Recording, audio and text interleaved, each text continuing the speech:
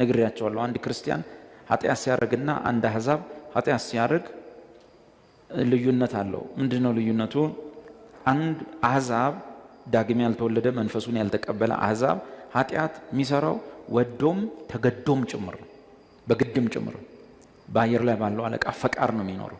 አንድ ክርስቲያን ግን በምንም አይነት ሁኔታ ሰይጣን አስገድዶት ኃጢአት ሊያሰራው አይችልም።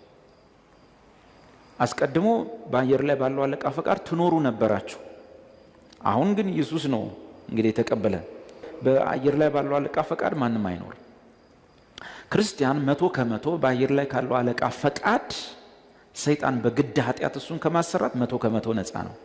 ስለዚህ አንድ ክርስቲያን ማናቸውንም ስተት ሲሰራ፣ በደል ሲበድል፣ ኃጢአት ሲያደርግ አምኖበት አስቦበት በቃ ይሁን ልሞክረው፣ ልንካው፣ ልቅመሰው፣ ላንሳው፣ ሊያው ብሎ ነው። ክርስቲያን በሰይጣን ላይ እንዳያሳብብ ተደርጓል። ስለዚህ ሰይጣን አሳስቶኝ፣ ሰይጣን አሰናክሎኝ ምናምን የሚባል የለም። የሰይጣን ምናምን ብሎ የለም። ሙሉ በሙሉ ከሰይጣን ኃይል ነፃ ወጥቷል። ከጨለማው ስልጣን ነፃ ወጥቷል። በአየር ላይ ካለው አለቃ ፈቃድ ነፃ ወጥቷል። አስቀድሞ በአየር ላይ ባለው አለቃ ፈቃድ ትኖሩ ነበራችሁ። ምንም ማድረግ አልትችሉም ነበር።